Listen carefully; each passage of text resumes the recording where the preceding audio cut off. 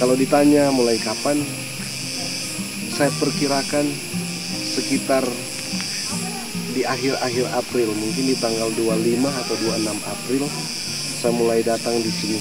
Yang mana sebelumnya saya telah menghubungi pihak pemilik dan ceritanya bagus, lancar, dan mereka bersedia untuk memberi kita kesempatan untuk mengolah kebun ini. Jadi kurang lebih di sekitar akhir April. Waktu itu Uskup kita bersama juga dengan Kumsos Keuskupan dan PSE Keuskupan ternyata sudah merencanakan untuk membuat semacam ajakan dalam rupa video yang dirilis dalam rupa lagu untuk menggiatkan umat Katolik dan tentu masyarakat pada umumnya menghadapi pandemi ini. Kita harus punya ketahanan pangan, sehingga semua diajak untuk menanam, berkebun, memanfaatkan ladang entah yang di pekarangan rumah maupun di kebun.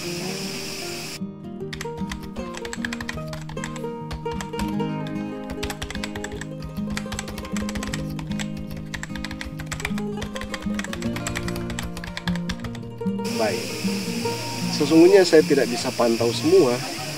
Tapi begitu saya mulai kerja di sini, awalnya hanya lahan kecil dan pemilik lahan ini juga tidak ingin sebenarnya saya mau susah-susah datang potong kayu, bersihkan lahan ini yang sudah hutan. Mereka cuma ingin bantu juga gereja sebenarnya, keluarga yang baik ini. Nah, ketika mulai menanam di lahan kecil itu, kemudian ceritanya berkembang. Ternyata mereka melihat saya serius untuk mengolah lahan, menanam, sehingga mereka juga mulai menawarkan kapling-kapling yang lain, lahan-lahan yang lain yang ada di kompleks ini. Dan saya maju, saya kejar supaya bisa dikerjakan, bisa dikelola, sehingga jadilah lahan yang sebesar ini. Nah, umat ternyata melihat. Jadi setiap saya datang saya buat video juga di vlog pribadi, di YouTube saya, di Facebook, karena memang cita-cita gereja keuskupan adalah untuk menggiatkan ini semua.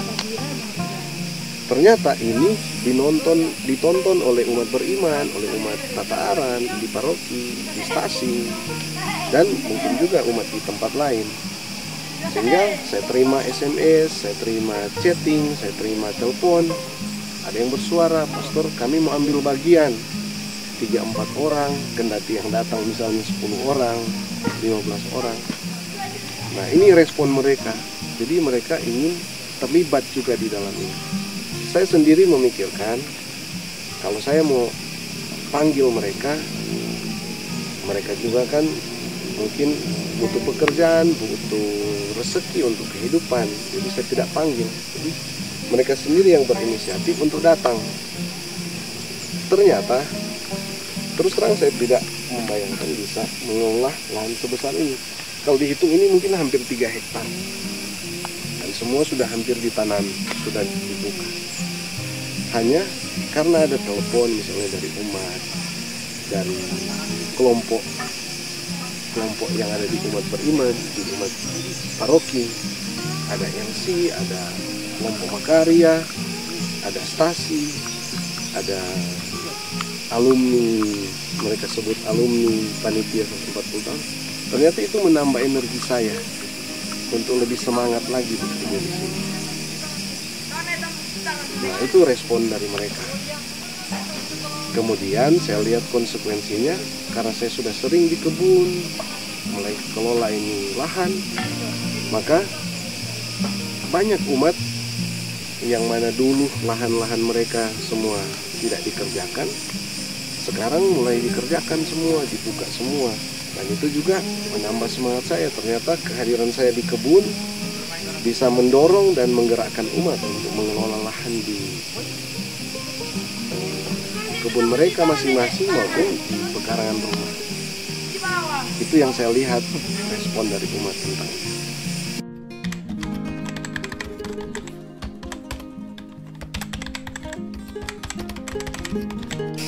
Baik, saya kira secara tidak langsung itu mendorong ini.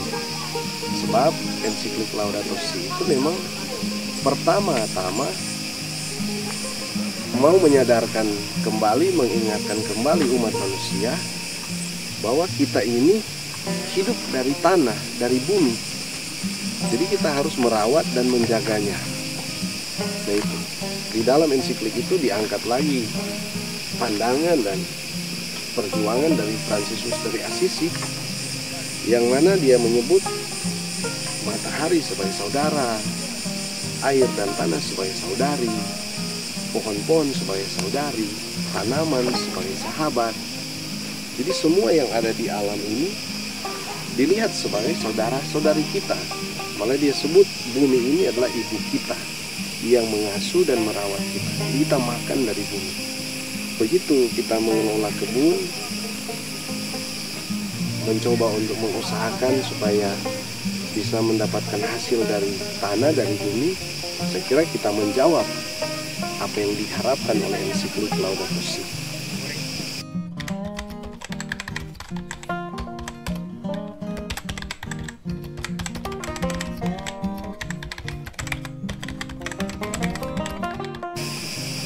Ya, saya kira hidup di mana saja pasti ada itu. Tapi sejauh ini saya alami, saya mendapatkan sukacita lebih banyak di sini. Soal duka mungkin biar saya simpan sendiri. Namanya juga kehidupan akan selalu ada tantangan dan kesulitan. Tapi saya senang bisa berkebun, dan ya datang di kebun saya merasa saya bisa makan dengan lahap. Kalau sudah capek, keringat banyak keluar, ternyata waktu makan jadi lapar, dan lapar memang lapar betul. Jadi kalau makan saya lahap sekali. Dan biasanya waktu keadaan normal saya selalu ambil kesempatan untuk istirahat siang, sehingga kalau malam saya begadang sampai tengah malam baru tidur.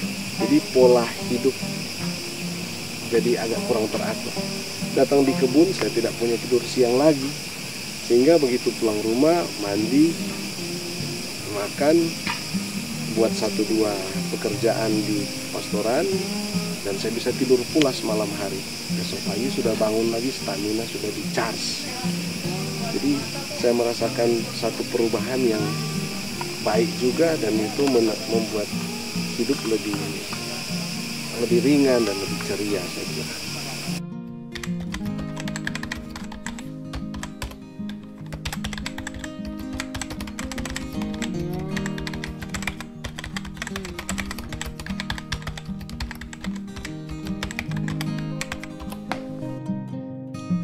Baik, kalau mau diminta saya berpesan, sebenarnya saya juga sudah sering himbau, tentu saja kita harus mengikuti protokol yang disampaikan oleh para ahli juga pemerintah.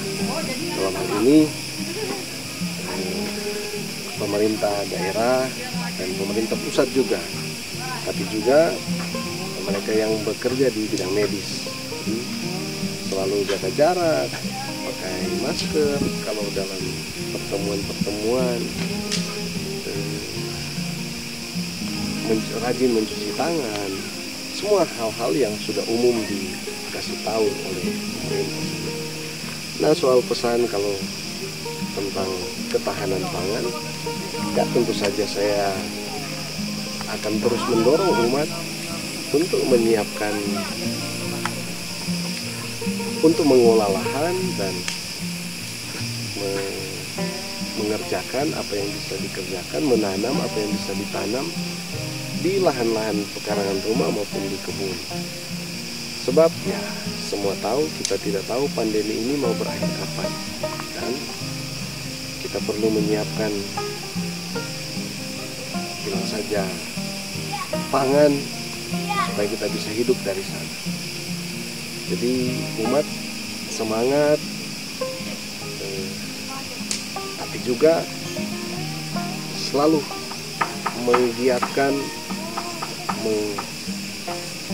mengangkat bahwa harapan tentang dunia yang lebih baik selalu ada. Jadi tersedia bagi kita dunia yang lebih baik. Masa-masa ini jadi kesempatan juga kita untuk merenungkan lagi kehidupan kita, bahwa ternyata bencana bisa datang kapan saja. Kita harus kuat dan tegar untuk menghadapi.